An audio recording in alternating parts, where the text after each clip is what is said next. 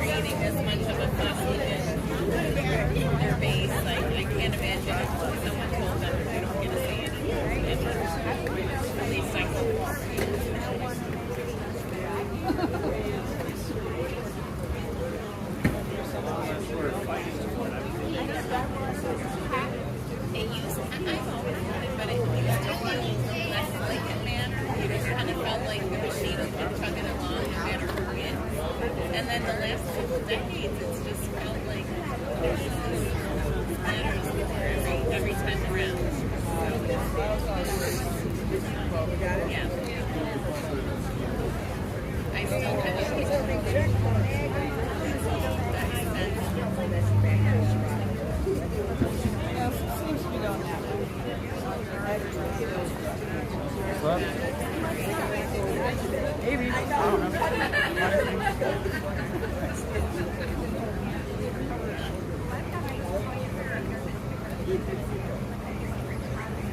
Are you using Streamlabs?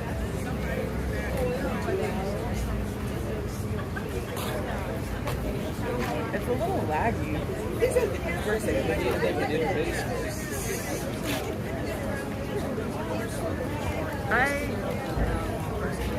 I'm not exactly sure. I can ask you some notes. Sure. Right. Good? Okay.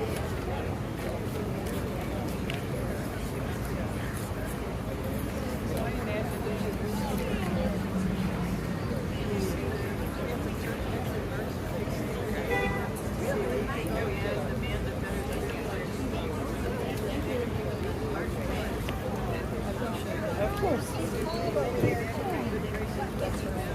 Better? Okay.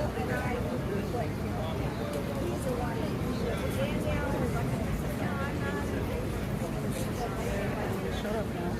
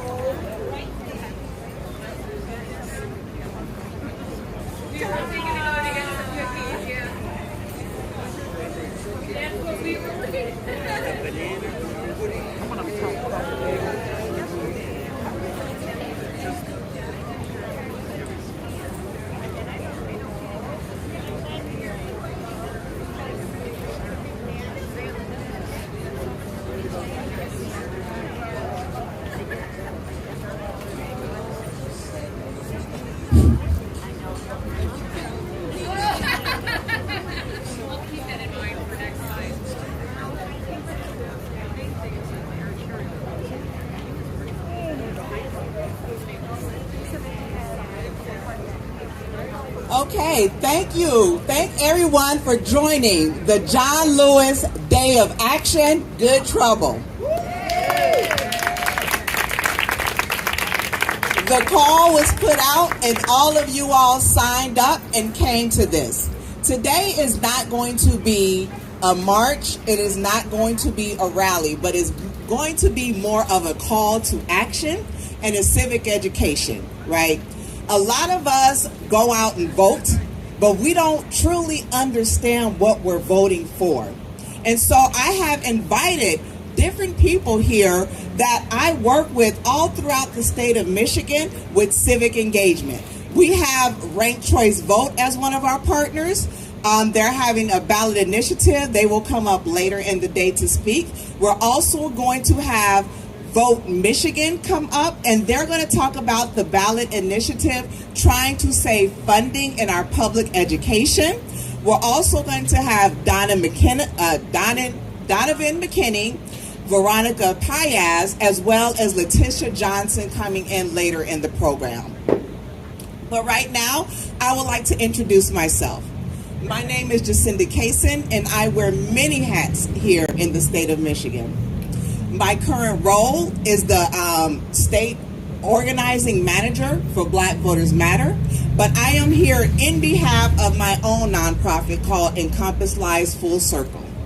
We try to help individuals work through their trauma, whether it's intergenerational or interpersonal. And so I answered the call of action because I know that we are all going through a period of mourning and anxiety right now. And instead of feeling paralyzed, I said, what is there something I can do as a regular citizen in my east side of Detroit to really pull the community together, to bring community coalitions and different organizations to come together so that we all know that we're in this together, and together we can fight against all of this stuff that's happening.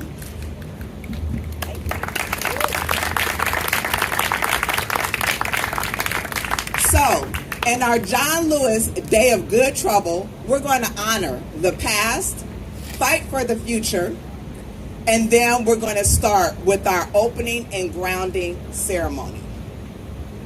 This is going to be an acknowledgement and ancestry. So, one thing that I just started doing when I moved here in Michigan 11 years ago is I found out about something that's called the land acknowledgement, where we honor the land that was stolen from the indigenous individuals that this land belonged to. And so with that, I am going to start with a land acknowledgement. And then I know that the sage is strong. I was just trying to create ambiance, but the ambiance was a little bit overwhelming, so I moved it out. And as soon as the land acknowledgement is done, I will put them out.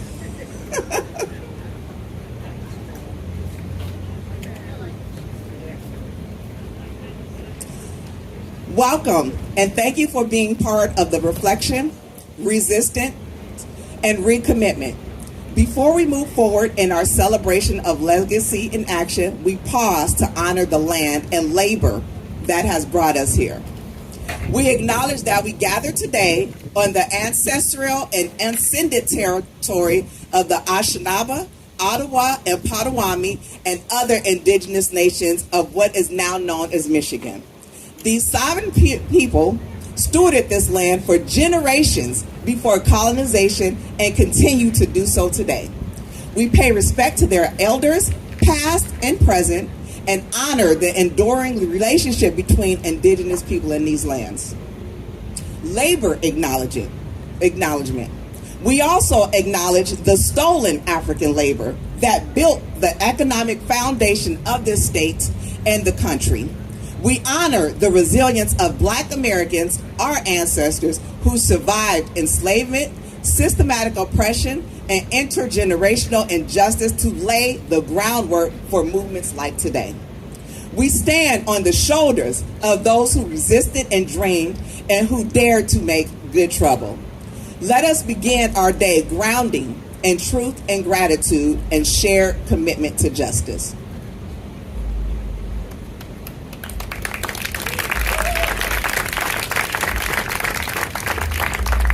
So right now, I just want to have a quick moment of silence for our ancestors and our freedom fighters. Although today we're acknowledging John Lewis, it's many other people that we know personally, as well as other civic leaders that have lost their lives way too soon to fight for justice in the United States. With that, let's give a moment of silence.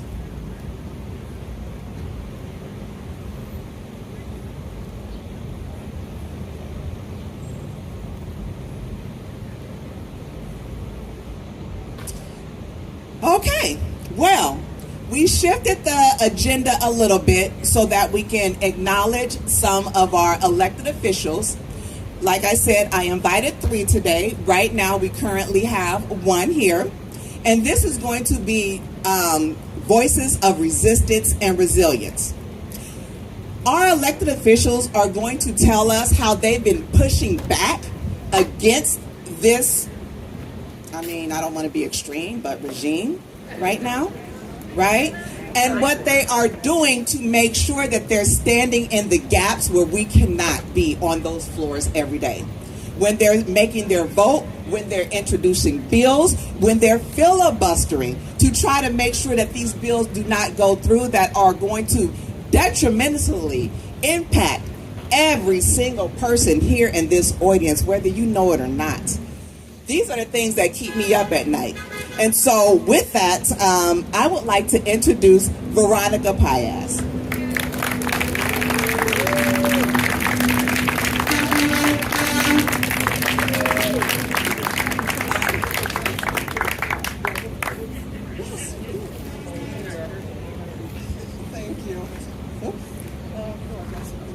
Thank you. I thought I was going to talk much later, but I'm State Representative Veronica Paez. Can you hear me? Okay. I'm State Representative Veronica Paez for the State House District 10. That includes all of Morningside. You still can't hear me? No?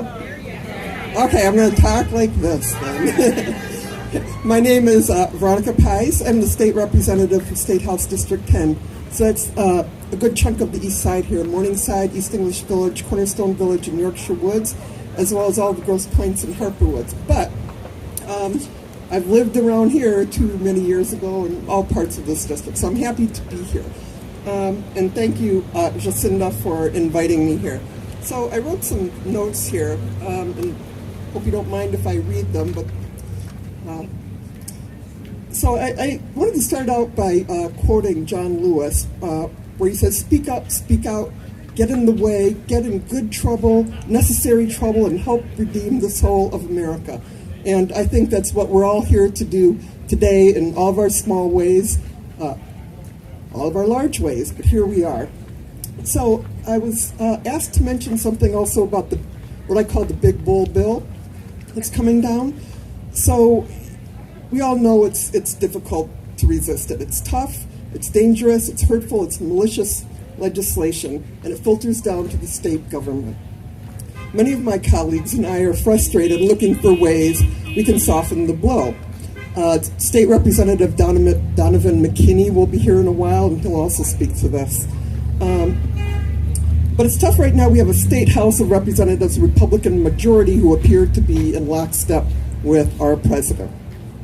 Our budget isn't being worked on. Normally it's done by July 1st for the entire state. We're still working on it. Hopefully we pass the statutory deadline. We're hopefully having it done by the October 1st constitutional deadline so that we don't go into a government shutdown. Personally, I think we're on our way to the latter. But I was also asked to talk about civic engagement.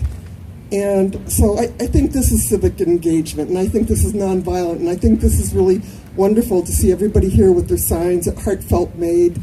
I was mentioning something to somebody that my husband's at another protest today, and he's been out at protests all this year. So we're of that age where the last time he protested was during the Vietnam War. So something finally got him up and out. And that's how important he thinks this all is. So thank you all for being here too. So I wanted to start by saying civil engagement is good trouble. I think attending your council and community meetings is a really good start. I have a feeling a lot of you here do. It's how I got my start. Actually was a proposed dog ordinance got me into a city council meeting. I was protesting. But I got hooked, and then I started going for like 8 years or so until I got elected. So I think whatever gets you in the door is a good thing. It gets you listening, it gets you speaking at your call to audience. If you can get on a board or a commission, you start having an effect that way, and it's a good way to learn about how local government works. So I think that's one important part of civic engagement. I also wanted to say call, mail, or email your representatives. Probably some of you already do. even if you know that they're already on your side. Please, don't anybody feel hopeless about this. Don't feel like nothing will come out of it, because something all comes out of it. Years ago, I got upset at something. I don't even recall what it was, but I emailed all 110 representatives of the House. I'm sure they felt like she's a nut. I felt like I was a nut, but whatever it was, and I can't remember, it was important enough to me at the time.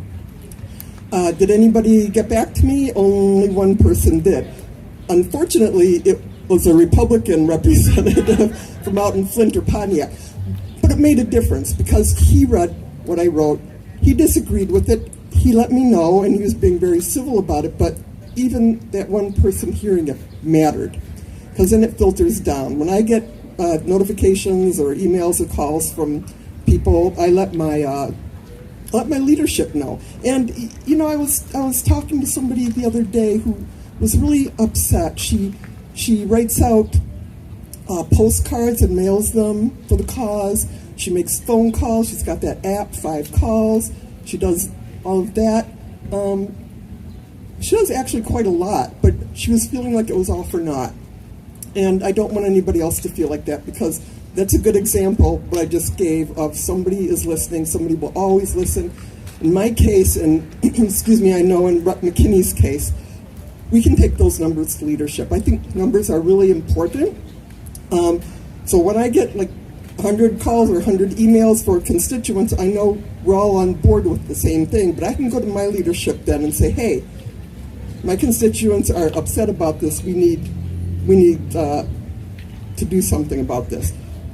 They can pass it on to the media, they can pass it on to whomever, but people then will know that this is something that we believe in and that we feel strongly about. So I really wanted to just say that the numbers matter, and I'm so serious about that.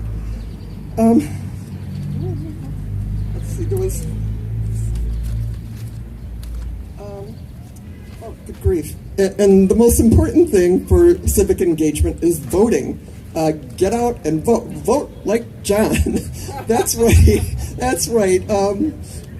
He had said, I don't have that quote right now, excuse me, but he had said that voting is your most nonviolent, effective, essentially, way of using your voice.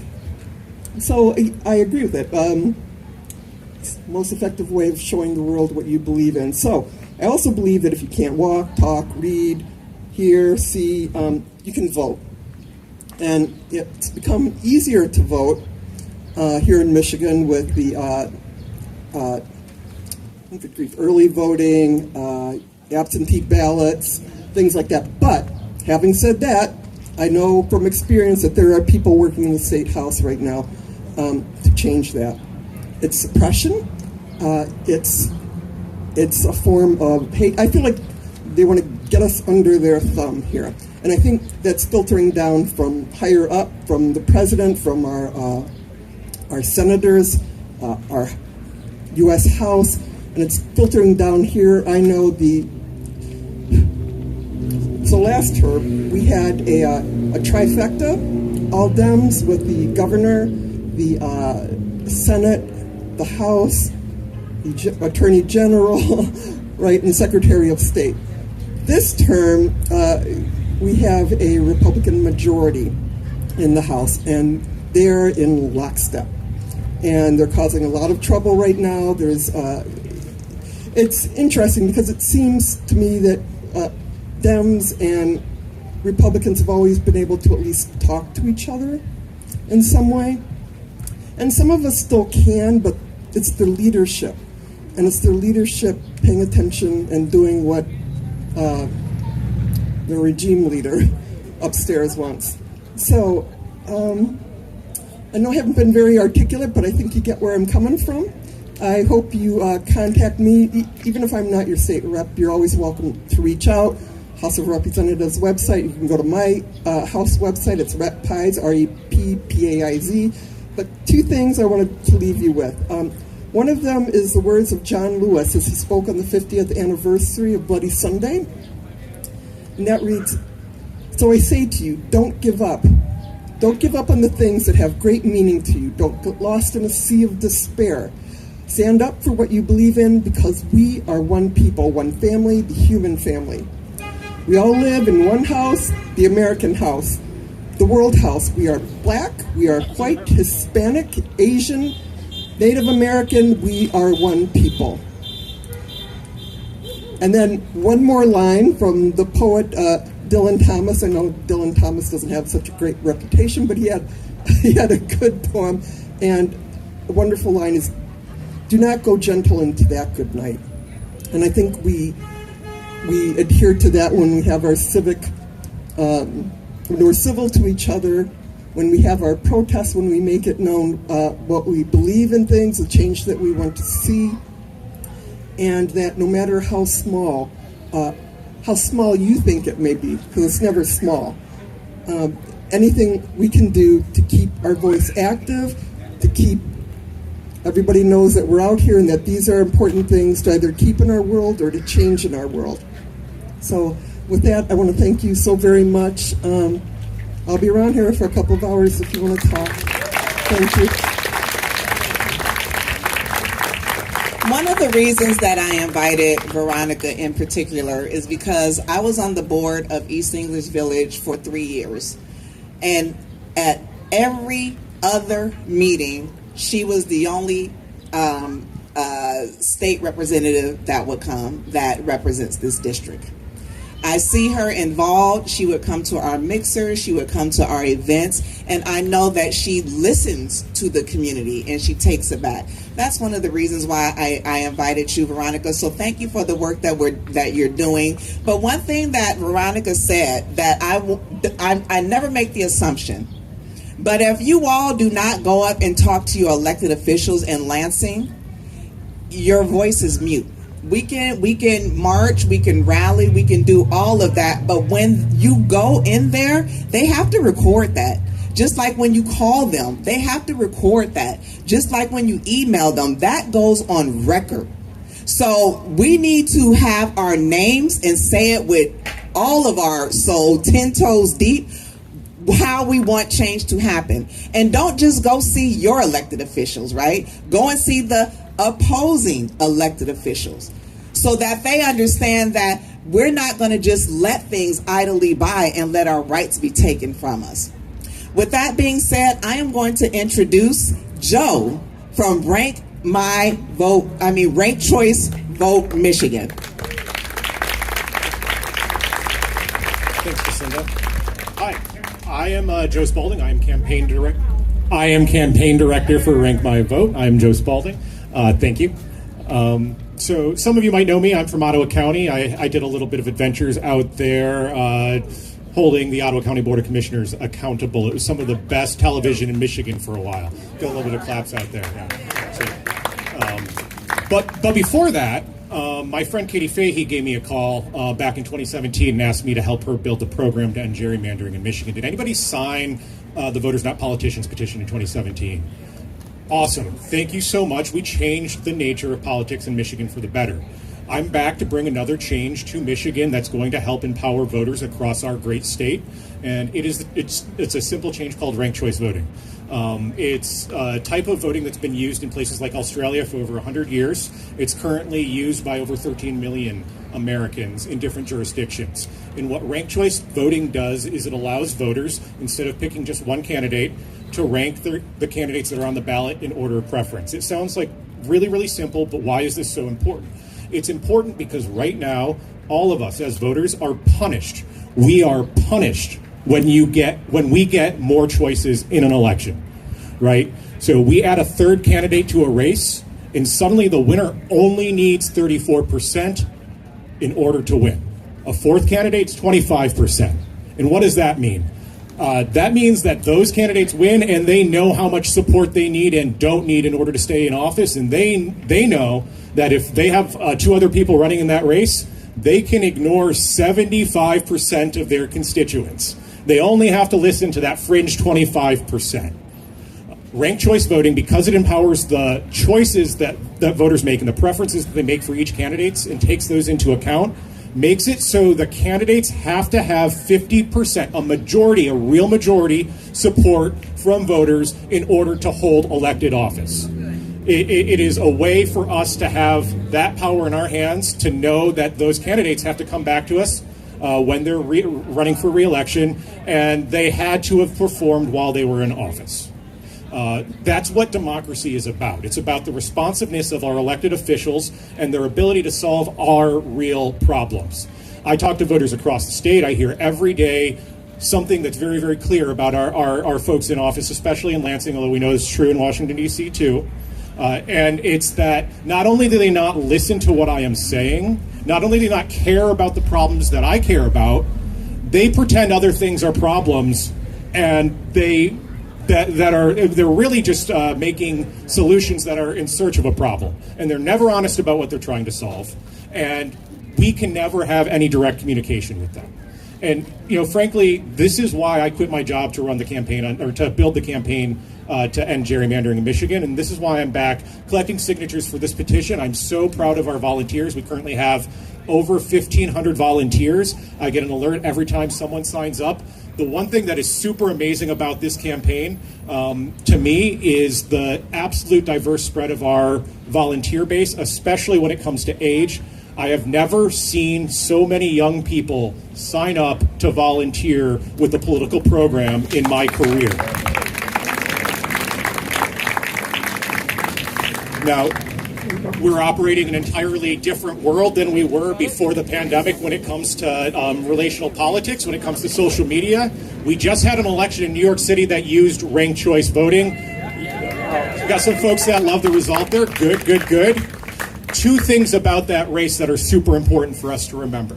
Number one is that cooperation and building a coalition was the key to the winner getting that election victory, right? Mandami was built coalitions with the other candidates, and that's why he was able to secure the 51% ranked choice voting support in order to win that election. Normally, today, candidates know that getting someone to vote against the other guy is just as good as getting someone to vote for them, and all they do is go out there and kneecap. This is actually one of the worst parts of money in politics, because you have all of these out-of-state PACs, all these corporations donating money to put attack ads up. And it makes our politics vicious. It makes it vicious. Ranked choice voting means that candidates have to court second and third choices, which means they can't kneecap as a strategy. They actually have to do the work to represent us. The second thing about New York City is something that I've already said and explains why so many young people are lining up to sign up with Rank My Vote today. It's because young folks are completely disenchanted with the system. They know why it's not working for them, and they're reaching for changes that matter and can fix it. So if you looked on TikTok in New York during that election, it was young people explaining strategic voting patterns inside of ranked choice voting and why it was important to rank candidates in specific ways in that system. They completely understand this thing, and they know what it can do for them, and that's why they're signing up. So if you are interested in helping us get another profound change to our Constitution, I'm going to be right over there next to the Black Voters Matter table. Thank you, Jacinda. And I'll be collecting ink on paper. We're going to be out in the field maybe until January, but at the rate we're getting signatures now, hopefully we're going to be done by November. But we need your help and we need your support to do that. The only other thing that I want to leave you with is if you want to help us, if you want to contribute, please go to rankmyvote.org. That's rankmivote.org. There's a donation page. There's plenty of information page that you can share on your social media. And there's also the best link on the internet, which is our volunteer recruitment button. So I'd like to thank Jacinda, Black Voters Matter. Yeah, this is just a tremendous event to be at. So. Thank you. Thank you. A few things that I want to talk about ranked choice voting and why Black Voters Matter in particularly went full throttle behind this. Like Joe mentioned, in New York, the establishment went behind the favorite Democrat. Even though this favorite Democrat stood back and did not give millions of dollars to help with redistricting and the census, although this Democrat sat back and let the COVID pandemic happened, which eviscerated nursing homes in New York, amongst other things. They went behind another candidate that promised change that really would impact communities, like free public transportation, lower and locked in housing costs, because I don't know if you all have seen the way that rent is like more than mortgages nowadays, right? But he was introducing changes that people really wanted to get behind, and the younger people came out and voted. Another reason why I like ranked choice votes is because you don't have to rank people if you don't want to. In the state of Michigan, you can still have the option to do a straight ballot, and also with ranked choice vote, I tell people all the time, because it seems like it's a confusing concept, but the best way for me to explain it is, hey, we about to have a family reunion. What state we gonna have the family reunion in? And everybody's giving their opinions. We're gonna take the top 5 and we're gonna rank it. And then we're just gonna transfer over the votes until the majority wins. It's only one time. You only vote one time. So this will eliminate runoff elections and everything like that. It's just one time that you have to vote. I think it's an amazing thing. I know that there will be another ballot initiative coming down in 2026 that talks about proportional voting. But right now, let's get this ranked choice voting constitutional ballot signature over the threshold so that we can make real change. And if we would have had ranked choice voting, my current congressional representative would not have been my congressional representative, because he literally won with 22% of the Detroit vote, because so many votes were split. And so that's just a few things that I wanted to say about ranked choice vote. I am going to bring up Sanaya. Hey, Donovan, I'm going to introduce her and then bring you up. I'm going to bring up Sanaya. Sanaya runs the youth chapter of Art on Wall Street at Wayne State University. And right now, she's going to come up and talk about what her table is over here. Come on up, Sanaya. Hi, everyone. My name is Sanaya Marie. Yeah, I do go to Wayne State. I'm a sophomore now. But on Wall Street, over there, our table been doing is October 25th. And you can get like traffic warrants cleared and minor misdemeanor warrants cleared. And also we have a QR code so that you can go to our website and find more stuff that we do, like health and wellness events. And this upcoming Sunday, we have a Hustle to Vote event. And yeah, thank you. Thank you. Within the past year, they have hosted 2 warrant clinics, and those 2 warrant clinics combined have expunged on the spot over 2,200 warrants. Okay? Which makes a huge difference. Our young people are driving around, they're financially strapped, and you would be surprised how nerve-wracking it is knowing that you have a warrant because you could not go to court for a busted taillight, right? And so that is the work that the warrant clinic does. They literally bring the court into the community. And so they'll have it at parks, they'll have it at recreation centers. The judges come in, and all of the attorneys come in, and they literally expunge your warrant on the spot. And so if any of you all know of anyone that has a traffic ticket or a simple misdemeanor, please sign up or take a picture of the QR code and pass it, because the last thing, and it has to be in Detroit. It can only be in Detroit. We are also having a warrant clinic in Flint, in Pontiac, Kalamazoo, and Benton Harbor. So we're trying to expand throughout the state. And we're also working on trying to help individuals with felony warrant clinics as long as they're nonviolent. And so with that being said, I would like to introduce our next speaker, who is Donovan McKinney, House Rep District 11. He is on the Appropriations Subcommittee on Agricultural and Rural Development and Natural Resources, Subcommittee on Licenses and Regulatory Affairs, Insurance and Financial Services, and the Majority Vice Chair? Right on.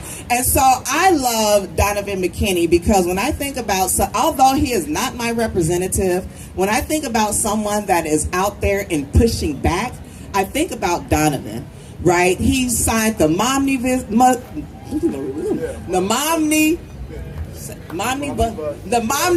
bills, which filled the gap for a lot of working mothers, and wanted to do paid sick leave, which unfortunately has been gutted, but that's a whole nother thing. But he does awesome work like that. So with further ado, I would like to bring up Donovan McKinney.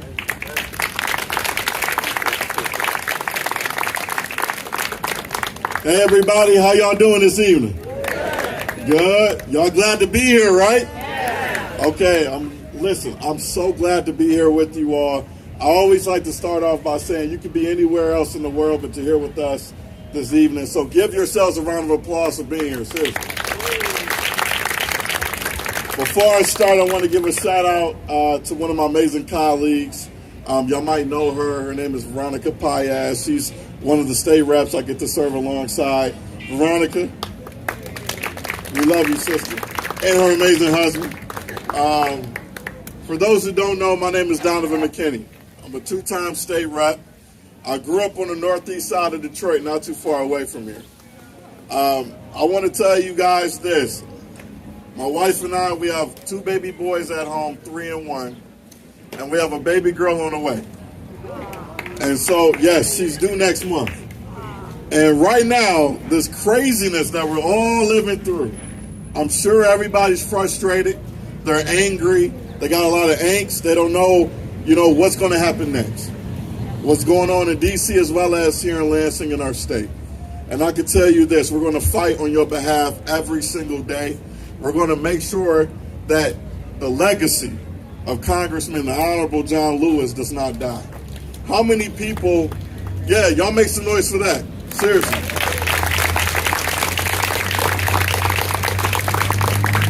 I had the opportunity to meet the Honorable John Lewis in the year 2015. Me and him are part of the same fraternity, Phi Beta Sigma Fraternity Incorporated. If you know anything about Mr. Lewis, you know he bleed the blue and white. It's the best fraternity in all the land. But I met this brother, this amazing legend, in Little Rock, Arkansas. How many people been down to Little Rock, Arkansas? Raise your hand. Yeah. So I have a relative of mine who is the youngest member of the Little Rock Nine, Carletta Walls, if you're familiar with her.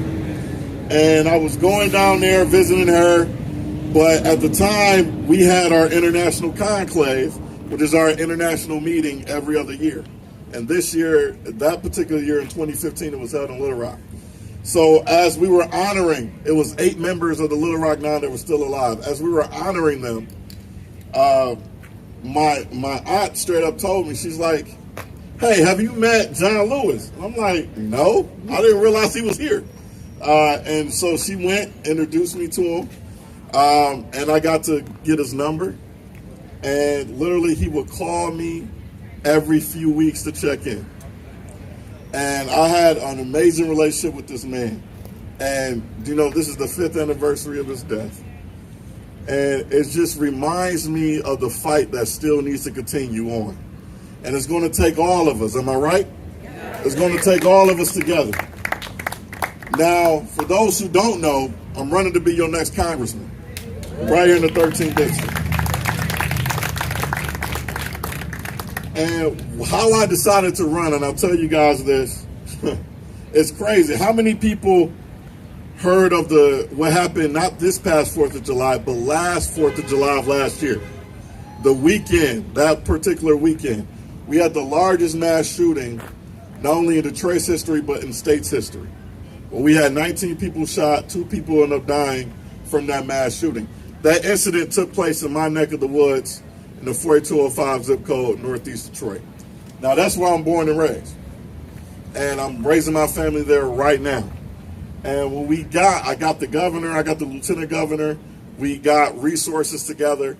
And when I called Cherie and I asked him, our current congressman in name only, when I asked him hey, would you show up and support and bring resources? You know what he told me? He said, I'm about to go on a vacation, I'm about to get on a flight. And so it just hurts my heart every single day that we have somebody that's representing us, and we cannot waste any single seat in Congress. How many people understand this? We have what is a 4-seat majority right now, which is the smallest majority in history of Congress. We cannot waste any single seat. Every single seat matters, no matter if they're Republican or Democrat. We need fighters, we need champions that are going to represent our interests, right? At the end of the day.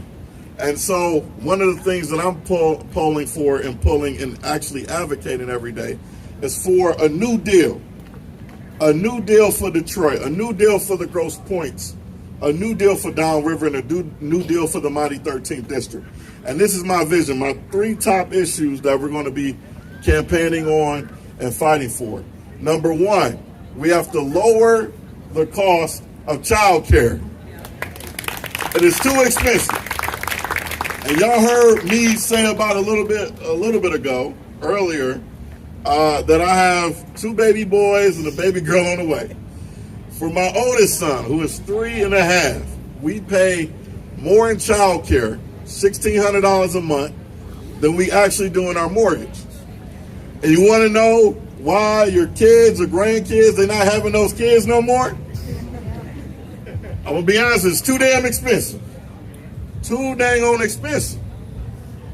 Kitchen table issues is what matters most. Affordability, the cost of living. Second thing we're going to be discussing is lowering the rates of auto insurance. Who's with me? My auto insurance rates just went up again. And we're bundling with our homeowners insurance. It is unbelievable how much the rates keep increasing. And I'm sure you guys are feeling it. Y'all feeling the pinch. I know I'm feeling it. I make a state house salary. I make more, 2.5 times more than this congressional district. How many people know that this congressional district is the 3rd poorest congressional district in the country? How many people knew that? 3rd poorest. The average salary or the average median income of this congressional district is around $32,000. If you take out the 5 Grosse Pointe communities, it actually plummets all the way down to $24K, which makes it the poorest congressional district in the country. And so most folks are struggling day to day trying to figure out how to make ends meet. And what pisses me off more than anything is the money in politics, y'all. Big money in politics have to go. I introduced legislation. Rep. Pias can attest to it. I introduced legislation last term. I just really introduced it 2 months ago to get all corporate money out of politics of our state. Because at the end of the day, the big corporate influence and the way not only Sheree Tanadar and other elected officials are putting corporate interests over communities every time, are putting profits over people every single time. I've seen it done in Lansing. I know it's going on in D.C. We are fed up. We are tired. Aren't we fed up and tired? Yeah. Don't we deserve better? Yeah. And my final point is, and I'll pass the mic, utilities. The cost of utilities, man. It is unbelievable that I got community members right now calling me. They're paying more than half of their income on utilities. And it's been hot. It's been a hot summer, y'all. Today is a little cool, but it's been a hot summer. And people running those fans, those ACs if they have them, and they're paying $500, $600, $700 a month in utility costs. It is a dang old shame that you have to pay this amount, and probably more than half of that amount needs to be going to your rent and being able to live and being able to buy groceries. All of this, the cost of living is too dang on high. And so this is what I need you guys to understand and do. We need Democrats that are going to act like Democrats. We need people who are going to continue to live in the legacy of John Lewis and those who came before us. And we need folks who are not going to be ashamed of fighting for what's right, and that's on behalf of us and the people, right? And so I'm here, standing here with you guys. I'm so proud of you all, organizing, showing up here, making sure your voices are heard, because at the end of the day, this is all about us.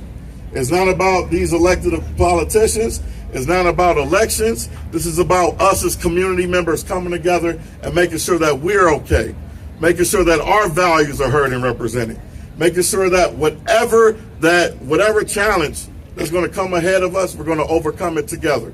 So I just appreciate y'all time. I appreciate y'all organizing. Y'all keep fighting. Y'all still have that hope. Please do not put your heads down and do not think that anything can change. It can change. And it will change with all of us together. And we're going to continue to elect the right people to get in office. And we're going to continue to make sure that us, the people's voice, is heard more than anything. So thank you so much for your time. My name is Donovan McKinney. It's an honor to be amongst you all. God bless and enjoy the rest of your evening. Vote like John, baby. And we need the John Lewis Voting Rights Act immediately. Immediately. Thank you. I appreciate y'all. Thank you. Okay, perfect. And then one last thing. If you guys want to check us out and research us, just go to donovanforcongress.com. donovanforcongress.com, or just look up Donovan McKinney. I'm on all social media platforms, and just appreciate y'all being here, and God bless. Thank you.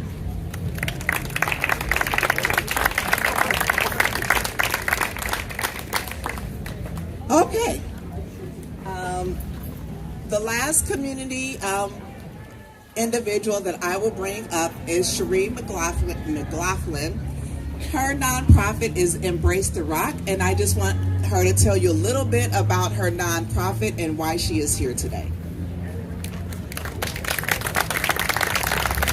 Thank you, Jacinda. Thank you, Jacinda. It's quiet out here. I need to hear some noise. There you go. First of all, for those who do not know me, my name is Cherie, and I have a nonprofit. It's a C3 space called Embrace the Rock. And Embrace the Rock focuses on getting everyone educated in civil rights, voter registration, and all those good things that come with uplifting the community. I am so glad to see a great turnout here on this John Lewis Day of Action. It is so important that all of you remember where you came from and where you're going, or where you would like to be. So at this point in time, if you look on the side of your chairs, pick up that flyer where it says protect our voting rights. Just pick it up, hold it up. Think about it for 1 second, just one. There used to be a time where you did not have the right to vote. So at this point in time, you do have the right to vote. But just think about that for a second. Are we regressing or are we progressing? Things have changed, especially if you're coming from an era that I've come from. Things are changing, and they're changing rapidly. So I'm not going to take up too much of the time, but I want you to put it in your hearts right now, right here and now, to make sure that you go out and vote. Because John Lewis, his saying is good trouble. We make good trouble regardless of who we are, because we're going to protect your what? Your voting rights. This coming election, August the 5th, make sure you go to the poll, take someone with you to the poll, and honor John Lewis in a way of good trouble. Honor him as you sit here and protect your voting rights. Be that person of courage. Do not sit back, be lackadaisy and say, well, I don't think it's going to matter. Well, it matters. We all matters. We all have our own voice, but if you do not open up your mouth, I can't hear you. We can't hear you. This is a great day of action. A great day of action. Don't let it be for this one day.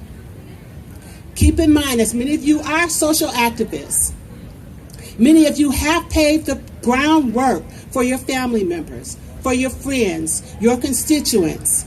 Take them and educate them on the new ideas that's coming up with social action. And remember, if you have not already voted absentee, there's early voting.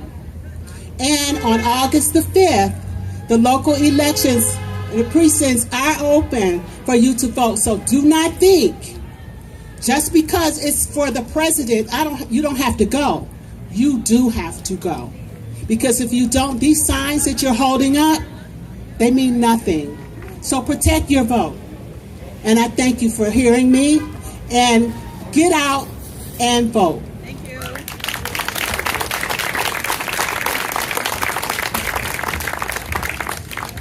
Okay, so we are now at the part of the presentation or event where I am asking anyone in the audience that would like to come up and share a few words on what good trouble means to you and what you plan on doing to push back. Anyone want to come up from the audience? Absolutely. And then you, Joe Town. Thank you so much. My name is Laura Dewey. I live in Grosse Pointe Woods. And I tell you, I like these demos. We've all been going to them. But I'm a little frustrated. The focus has been on Trump. Anti-Trump, we hate Trump. The signs are wonderful and funny and cute. I love it. We love it. However, and then there are debates. Are we in an era of authoritarianism, dictatorship, fascism, oligarchy? The real question is, authoritarianism, dictatorship, etc., in the service of what? Why is this happening? And I think the reason is we have just seen, or we will see, the largest mass transfer of wealth from you and me to the ultra-rich in this country and the corporations that they're running. It is exact opposite of the New Deal. I don't know about the numbers on the New Deal, but there was assuredly a mass transfer of wealth from rich people down to working people. So we need to keep remembering why this is being done. And that Trump is just a symptom, a sick son of a gun, son of a whatever symptom, but he is not the real problem. The real problem is that we have horrible inequality in this country. It's systemic, and it's something that we as a people can solve. The way that they're going to transfer this wealth is threefold in my mind, but there are many other ways. Number one, you reduce taxes on the rich, foist more taxes on the rest of us. Number two, you privatize. So when you close down the Department of Education, companies are going to swoop in and provide the services that that department now serves. For example, services for autism.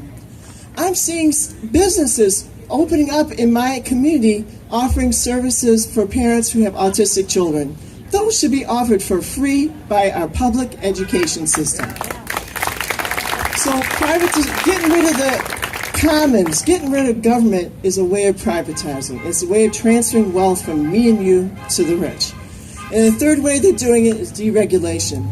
If I own a corporation that's polluting and they tell me I don't have to mitigate that pollution, I don't have to spend millions of dollars to stop, that's more profits for me.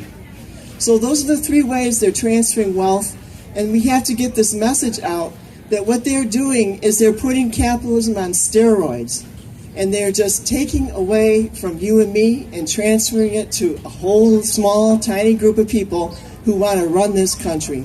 That's all I want to say. Just keep the focus on that. Thank you.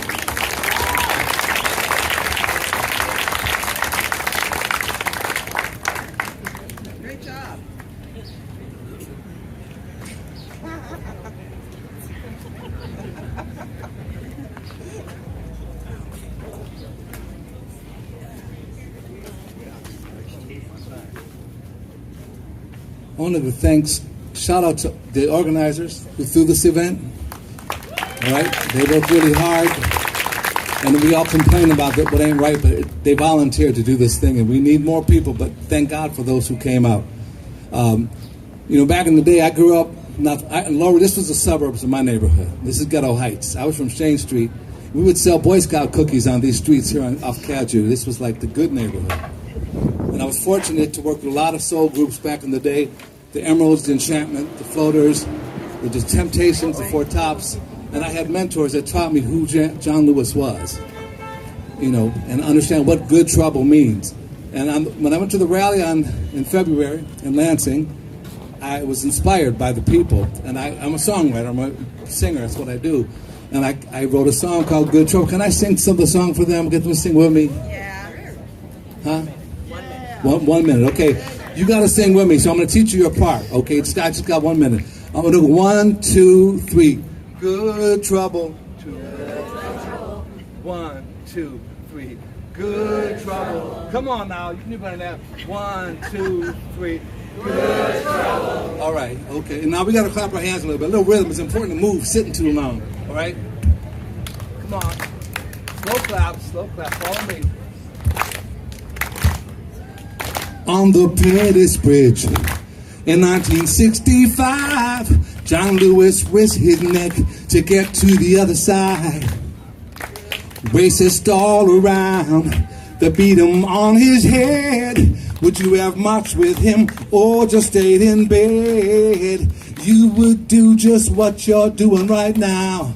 I hope it ain't nothing. You would do just what you're doing right now. And it better be something. No offense, my friend. Don't want to burst your bubble. The time has come to rise and get yourself into good trouble. Come on, clap your hands now. We're going to do this here. 2, 3, good trouble. One more time for some love here. Well, I got 20 more seconds. Good trouble. You don't ever wonder what you do. In 1933, as Hitler rose to power in Nazi Germany, would you have been a hero? Maybe helped a friend or fought with that dude till the bitter end? Guess what? You would do just what you're doing right now. It better be something. You would do just what you're doing right now. I hope it ain't nothing. No offense, my friend. Don't want to burst your bubble. The time has come to rise to get yourself into good trouble. That's what I'm talking about. Boom, boom. 2, 3, good trouble. Everybody said we. 2, 3, good trouble. Let's hear for the good trouble singers, ladies and gentlemen. Good trouble, necessary trouble. That's what John Lewis is talking about. Thank you so much, Joe Town. Come on up. Okay. In the meantime, is there anyone else that wants to come up and share a few words before we move on? Okay. Hi, I'm an East Sider, 7 Van Dyke area. My name is Russ Belant, and I know some of you, a lot of you, and it wasn't close enough. Okay, my name is Russ Belant, and I want to talk for a couple of minutes about something that is just completely escaping the mass media right now. In May, there was a Euro-American conference held in Milan, Italy, called Remigration, which was developing plans to expel all non-whites from Europe. The Americans that participated in this plan are developing a plan for the United States. Now, if you think properly that these are a bunch of Nazis, of course. But here's why I'm bringing it up. On May 27th, the U.S. State Department put a posting up condemning the European governments that were trying to interfere with the Nazis. They said Western European governments are undermining civilizations and threatening America. They endorsed the neo-Nazi AfD of Germany. They endorsed the fascist party called National Rally in France, which might take power in a year.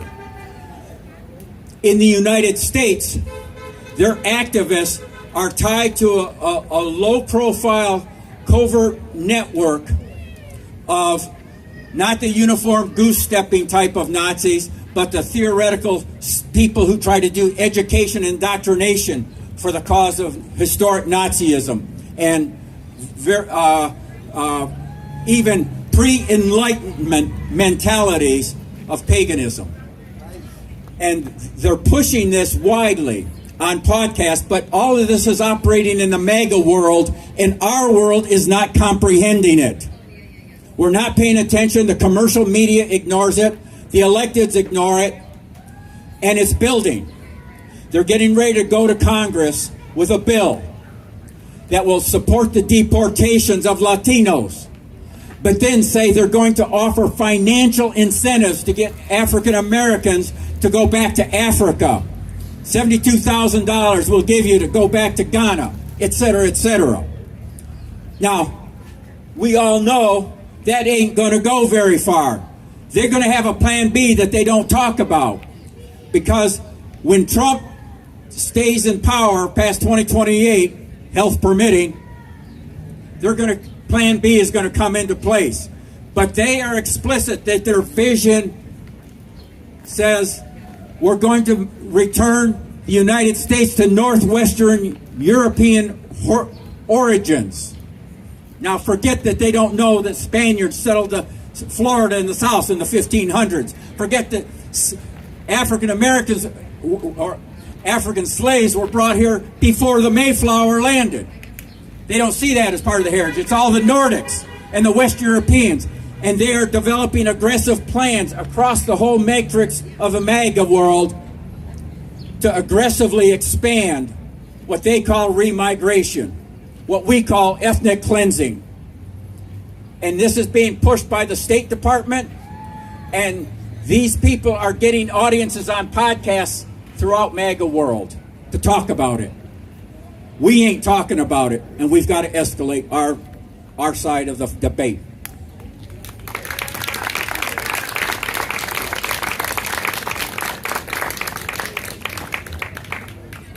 One thing that I do want to mention is that I'm not sure if you all have heard, but the largest ICE detention center is being built right here in Michigan, right in Baldwin. I said, I'm not sure if you all have heard, but the largest ICE detention center is being built right here in Michigan, Baldwin, Michigan, and it's been kept under wraps. It's going to be right in our backyards, right?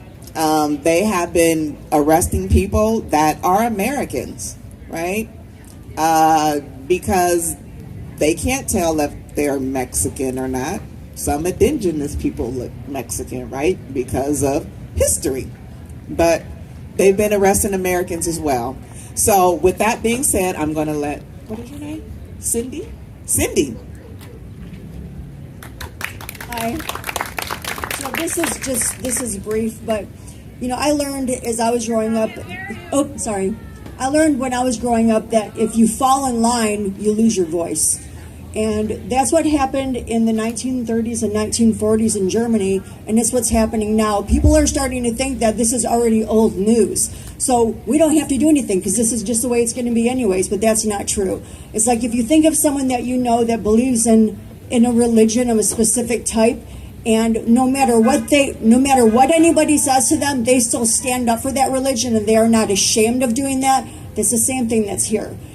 I want to stand up for the people that I care about, whether I know them or not. I want to stand up for people who are being thrown out of their houses, being thrown out of their country, which they believe that this is their country. And if you're in a country that you didn't like and you didn't want to live in, you wanted to live in a country that you thought was good, was going to be a good place for your family, why would we want to throw you out? Those sound like good neighbors to me. So don't fall in line. That's all. Thank you so much. I have space for one more person to come and speak. You can come up, Veronica. Well, that's after Veronica. So, can I? Yes, go ahead. Okay. I love your shirt. My name is Lauren. I'm a registered dietitian and a lactation consultant. I work for the WIC program. I've worked for WIC for almost 20 years. And I just wanted to come up here because I'm advocating for our children. And I want you to know, oh, sure, yes. WIC is a federally funded supplemental nutrition program. It's run by dietitians. We teach people how to eat healthy. We do high-risk nutrition counseling. We provide breastfeeding support and referrals to different programs in the community. And we also we also provide healthy foods. All of the foods that are part of the WIC program are chosen because of their nutrition content. It's important for pregnancy and from birth to age 5. Nutrition is important for children because that is how they get proper brain development so that they can become, they can participate in society and do meaningful work in our society. So nutrition is extremely important for our children.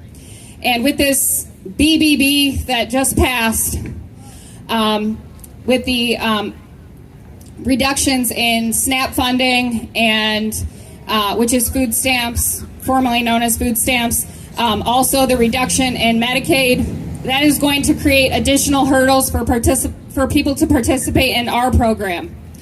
And we already are seeing that now.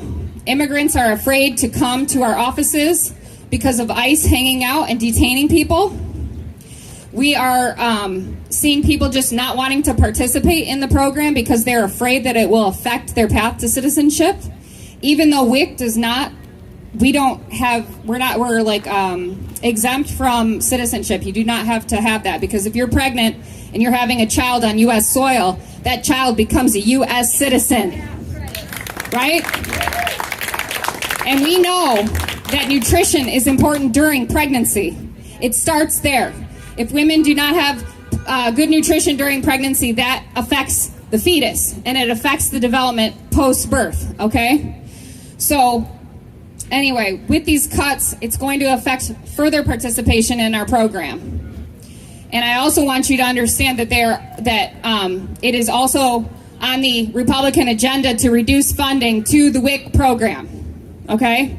And one of the main things that they're trying to do, instead of just reducing funding overall, even though food costs are rising, we're going to be kicking people off of health insurance here, okay? People can barely afford to live as it is. They are working minimum wage jobs and rely on food stamps and rely on Medicaid because their employers do not offer it to them, okay? And so most of our families are working. They are trying to reduce what's called the cash value benefit. The cash value benefit is a special benefit that they can use to purchase fresh fruits and vegetables, okay? It was established in 2010. It started out as $9 per child per month and $11 per pregnant and postpartum participant. During COVID, there was additional funding allocated, which increased that cash value benefit for fruits and vegetables to $26 per child and $47 to $52 for a pregnant and postpartum person. They want to reduce that funding back down to pre-COVID levels, which would be $10 per child per month and $13 per pregnant and postpartum person. What is that going to do except hurt our children? It's wrong and it's disgusting. And they're literally taking food out of children's mouths. How can people afford that when food costs are increasing? So I want you all to know that I am here to advocate for our children, and I hope that when you vote, that you also keep in mind our children. Thank you. Thank you so much for that. I know that as a teenage parent, I heavily depended on WIC to support myself, and I was working, right? I was working and going to college, but still needed food stamps and the WIC program to help me make ends meet. And like she said, it's not a lot. Like, what can you buy for $13 a month for fresh fruits and vegetables? That's like for 2 dinners, maybe, you know, and so we're talking like the little bit that people are getting, they need. One more thing that I do want to point out before I bring Veronica back up is that, Lord have mercy. Oh, I'm sorry. I'm going on like low food. My battery's going down. Forgive me. But a lot of you all do have a lot of Trump signs. There's nothing the matter with that. But I want us to go back to the basics. All voting is local, right? We need to put our foot down on our city council members, on our mayors, on the school board, right? That's how we make change. In Black history, when we got the right to vote, or the men, or should I say, after Reconstruction, we're not going to go down that rabbit hole, but what they understood was that they had to think about local politics. Who was going to be the sheriff? Who was going to be the mayor? Who was going to be the treasurer of their city? And so we have to go back to the basics and think like that. Because when you think locally, those are the people that escalate up that ladder, that then go in lockstep. But as us, as community members and organizers and everything else that's in this space right now, we can pick who we want to put in those positions so that we understand who are like-minded individuals like ourselves, and we can always hold them accountable. Okay, so although we are focused on the overall arch, this year is our municipal elections and their mayoral elections here in Detroit. So really think about the candidate that's on that ballot. Look at their scorecards. All kind of groups have scorecards. If you all see those, the banner that's in front, all of those organizations have scorecards that can tell you exactly who these people are if they're already in office, what they have voted for, and what they have not voted for, right? So you can see who's in alignment with what your values are. And now I'm gonna bring up Veronica. Thank you. You ever have one of those times where you talk, and then you walk away and go, why didn't I say that? You know? Well, that's me, and I'm not a very animated person. Anyway, some people said some things here, and I wanted to follow up on them. Some people were talking about the 1930s and Nazism and fascism coming back, and I want to just briefly tell you about something that happened here in the States with Latinos. In about the late 1920s, early 30s, there was something that was called Los Repatriados. Can't talk right now. The repatriated is what they call them. Anyway, the government was rounding up Mexicans or people who they thought might be Mexicans, whether they were citizens or not, putting them on a train and sending them to Mexico. Thousands of people went there. I can't think of the town in Mexico right now, but there's actually a small town where some American citizens just stayed there. And this is what I see happening right now is our government is they're pulling their own reasons out of their hats. They're going to round us up. This has already started. It might be in internment camps. They don't use that phrase, but this is something I feel that is happening right before our eyes, and I just want to keep that in everyone's mind. The history repeats itself. The second thing is we've all seen masked people snatching other people off the street with the reasoning being that they are in fact ICE or federal agents, and somehow, although there's really no proof of that, and they don't show their face. So Senator Mary Kavanaugh, well actually we have a state legislative Latino caucus. There's only a few of us there. I'm the only Latina in the House. In the Senate, we have Mary Kavanaugh. Her grandfather used to be mayor of Detroit. Her dad used to be a state rep over here.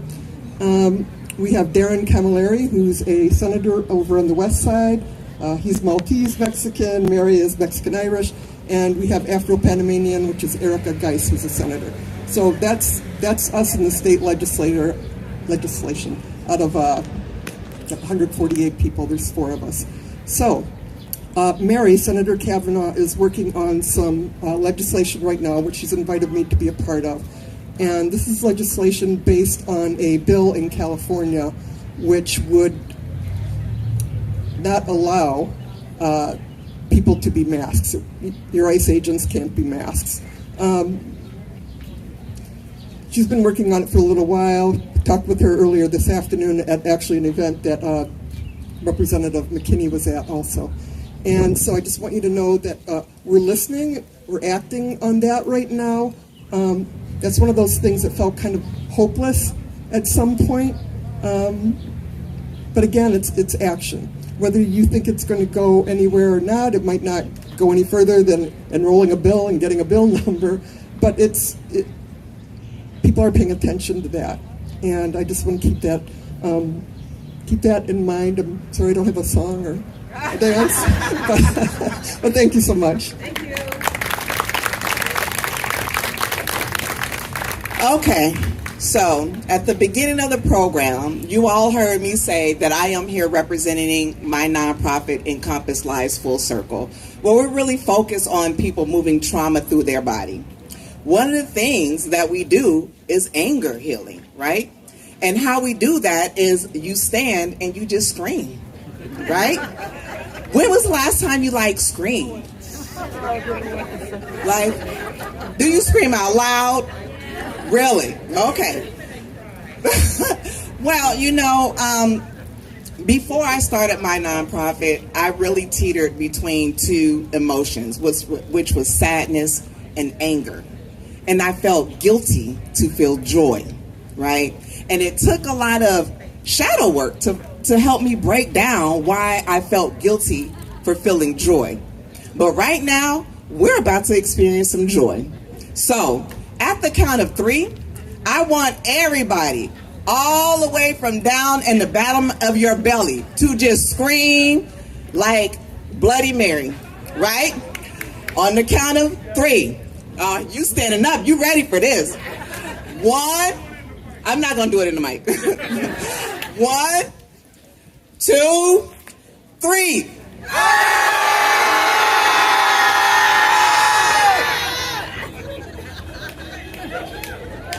Now, I usually make people do that till they're about to pass out, and then it's like a release, right? How often do we allow ourselves to scream? It's usually when we're just angry. But when do you ever just stop and just scream and release that from your body? You don't, right? Felt good. Another thing, after you do that, now let's take some deep breaths together.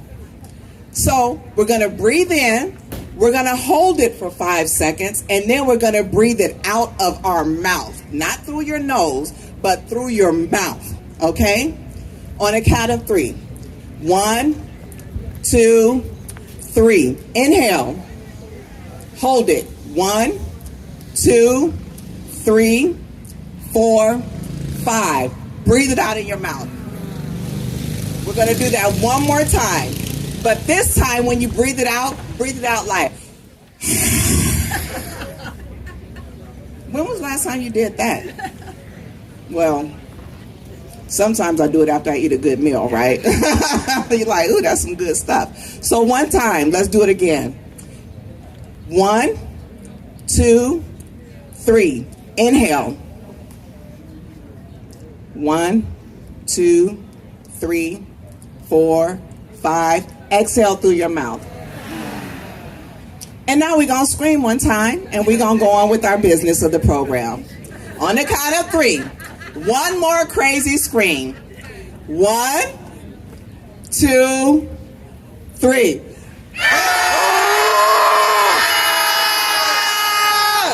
Okay. Go ahead.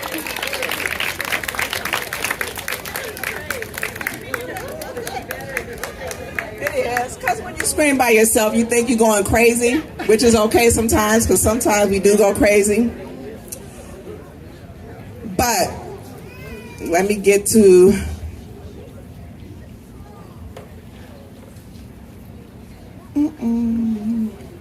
I'm going to give a little bit of rundown of who John Lewis was, his life, all the way till his resting. John Lewis was born February 21st, 1940 in Troy, Alabama. And then he passed July 17, 2020, which makes today his 5th year anniversary. He was born to sharecropper parents in the segregated South. He inspired the Montgomery bus boycott, attended American Baptist Theological Seminary, and then Fisk University, where he studied religion and philosophy. He became deeply involved in the Nashville student movement, leading lunch counter sit-ins and other direct actions. And all of you all know, you all are of the age that understood exactly what lunch counter sit-ins were. You had to be trained to do that, right? And that's how we need to train our young folks today, to be able to fight back non-violently and to be able to also use their voice in a very powerful way. His civil rights leadership. At just 21 years old, he became one of the original 13 freedom riders, risking his life challenging segregation on the interstate buses. He co-founded and later chaired the Student Nonviolent Coordinating Committee, which is also known as SNCC, and helped engage youth-led actions. At 23, he was the youngest speaker of the 1963 March on Washington, where Dr. King delivered his speech, I Have a Dream. On March 7th, we all know about Bloody Sunday, where he led over 600 marches across the Edmund Pettus Bridge in Selma, which their anniversary just passed. And the footage so shocked the world, or the United States, that it helped to pass the Voting Rights Act of 1965. His political career, he was elected to Atlanta City Council in 1981. In 1986, he began in serving the U.S. House of Representatives for Georgia's 5th Congressional District and sat in that seat until he passed. He is known as the conscience of Congress. He championed voting rights, health care, education, gun reform, LGBTQIA rights, and anti-poverty measures. His congressional resistance. From 1987 to 2020, he was arrested over 40 times. As a congressional man, he was arrested over 40 times in acts of civil disobedience, including protesting apartheid in South Africa and the South African genocide, and Darfur, gun violence, and immigration injustice. Authored the best-selling graphic novel, March, which was a trilogy, and it helped to inspire new generations of activists. He was honored with the Presidential Medal of Freedom by the President Barack Obama in 2011, and he famously said, "Never ever be afraid to make some noise and get in good trouble, necessary trouble." So that is just a little bit of John Lewis for anyone that does not know all of the work that he did and how he started so young. So the next time you all go to an event, please try to bring a young person with you, because you have to start them out young. That's when their minds are being shaped, and that's when ideas stick. The other side, they start them off in the belly. They grow up in this stuff. We have to start bringing our youth to these events. So, the big, beautiful bill. Who knows, outside of our WIC lactation, who knows about the negative things that's in this bill that is going to impact us? I think all of us do. Yes. Just yell it out. All of us do. Okay. 17 million people kicked off their health care. Yeah, prescription drugs under Medicaid in 2 years increasing from $1 to $35. Because of Social Security. ICE is given more funding than most nations' militaries. And change is not beginning until after the 26th election. By that time, And exactly what this young lady just said. These changes will not go into effect until 2026, right? And so that way they can build into their pushback if they lose their seats and say, hey, look at what the Democrats are doing to you, you know, because people are not educated. And that's what we're going to do today. We're going to stand in the gap. And I need everybody in this audience to download the 5 Calls app. You already got it? Okay. So 5 Calls app, the website is called the number 5 calls, CALLS.org. If you have never used this app, this is a powerful tool to call your elected officials. It has a myriad of issues on this app. And let's say you know that, like the young lady said back here, prescription costs are about to go up. You don't know the bills that they're introducing. You don't know any of this stuff. You just know that you cannot afford $35 a month when you currently have 5 to 6 different medications that you have to take every day, right? And so if you go on 5 Calls app, they will have that issue under there. If you click on the issue, they then show you all the bills that's been introduced that will negatively impact. And then they tell you who the representative is. They give you a script and they give you the phone number. And you can keep going down the line to call elected officials. I need all of you all to do this. This is your homework for tonight, is to please download the 5 Calls app and start making phone calls. And ladies and gentlemen, we are almost at the end of our program. But before we end, I am going to pass out candles to everyone, and we're going to light them, and we're just going to have a memorial really quickly for John Lewis and everything that he did to bring us to this point.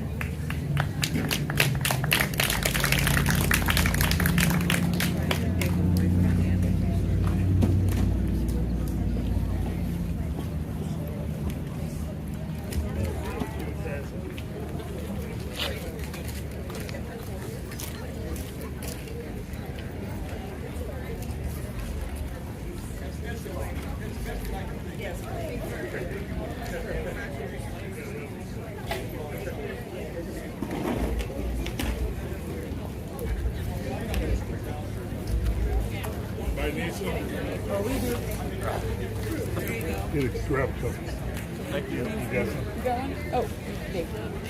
Alrighty. We can put them, let's put them in one of these empty chairs, and then if anybody needs one, then you're good.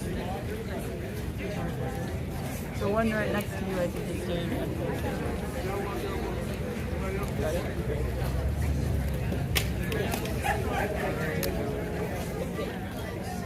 Or you can hold, Well, let's see.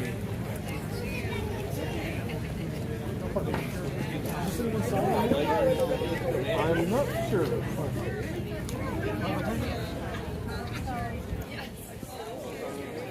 Okay. oh yeah, that's fine.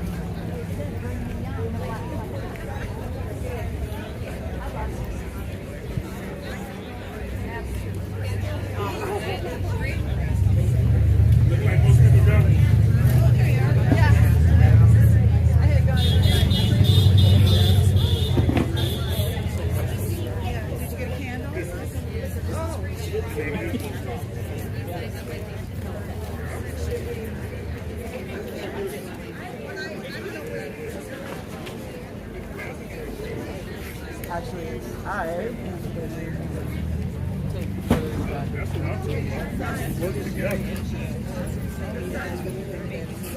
Work together. You need one? I'm actually going to yeah, you. We need the fire. We need the fire again. What?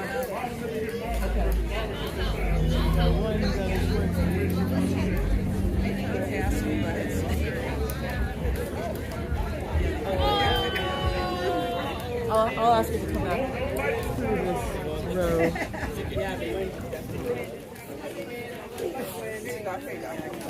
Cindy, you might want to start. Yeah, get started.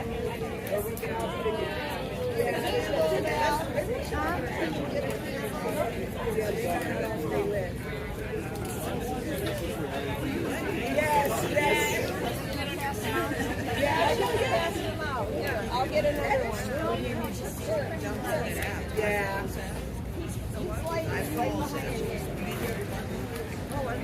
I have to use our lights on our phones. I have to use our phones. Yeah, I don't think you're going to stay there. Okay, here we are, right here. Yep, yeah, I got you. You might want to get started. Okay. Yeah. The game's going on.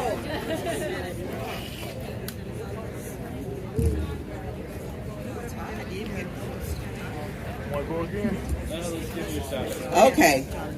Tonight, we close in light, a light that represents the soul of a man who never backed down, never sat quietly, and never stopped believing that justice is worth the light. Congressman John Lewis taught us that when we see something that is not right, not fair, not just, we have a moral obligation to say something, to do something, to get in some good trouble. As we light these candles, we remember that this work is not done, but we do not walk in darkness. We carry with us the fire of those who came before us, and tonight we reignite the flame of freedom, truth, courage that John Lewis carried his light. For the bridges he crossed, we light this candle. For the skull he cracked in Selma, we light this candle. For the ballots he fought to protect, we light this candle. For the children yet to come, we light this candle. Let these flames remind us that we too are the light. That John Lewis lives on, every act of resistance, every voice lifted for justice, every footstep that walked towards freedom. May we continue to make good trouble, necessary trouble, until justice runs down like water and righteousness like a mighty stream. Thank you all. Before everybody leave, I do want to thank you all for coming out. Everyone here, you all, we do not need allies. We do not need people who stand in solidarity. We need co-liberators in this fight. We need each and every one of you to stand in the gap that BIPOC people cannot get into. At your family dinners, at the Thanksgiving dinners, at those barbecues and your family gatherings, we need co-liberators. That is the good trouble that I'm asking you all to get into. And before you leave, please go over to the table and take a bouquet of flowers, herbs, or a plant. Thank you all for coming out.